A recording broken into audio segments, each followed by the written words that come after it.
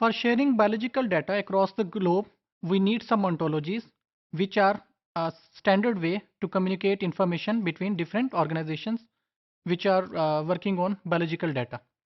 अब ये ontologies क्या हैं, किस तरह की ontologies अवेलेबल हैं और ये कैसे बनती हैं, ये चीज़ों पर हमारा फोकस रहेगा।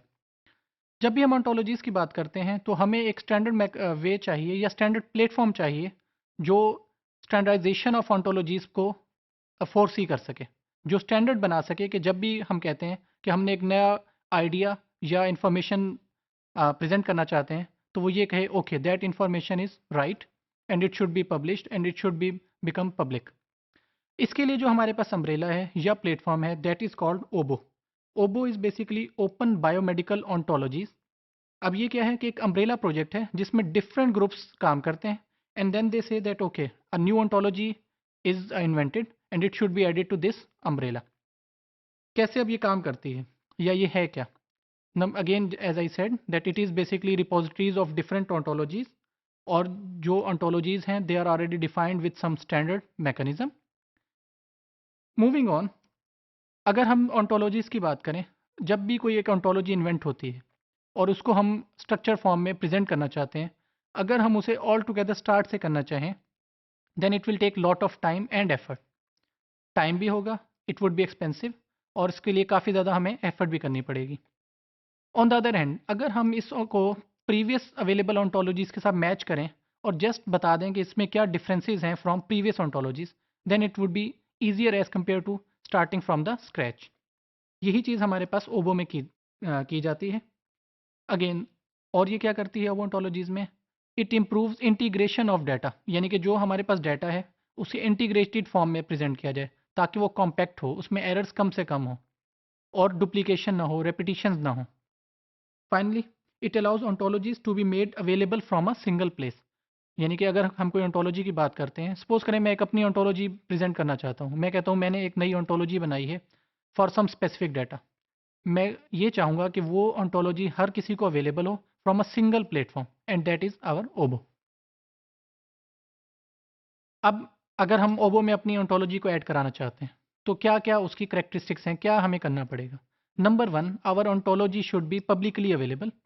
It should not it should be free of course, ताकि जो भी यूज़ करना चाहता है वो फ्रीली अवेलेबल हो और उसे यूज़ कर सके। Another one is it is open source. Open source means that if someone wants to change that thing, update that thing, of course with our permission or with some specific set of rules, तो वो उसे change कर सके, update कर सके।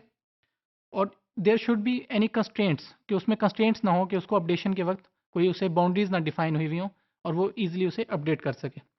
और फिर that should be in some common standard that is understandable by all the parties. यानी कि ऐसे स्टैंडर्ड्स हों, फॉर एग्जांपल करंट सिनेरियो में जो ज़्यादातर इन्फॉर्मेशन है दैट इज़ बीइंग फॉलोड और रिटन इन इंग्लिश लैंग्वेज, तो वो इंग्लिश लैंग्वेज में हो जो अक्रॉस द ग्लोब समझ भी आ सके।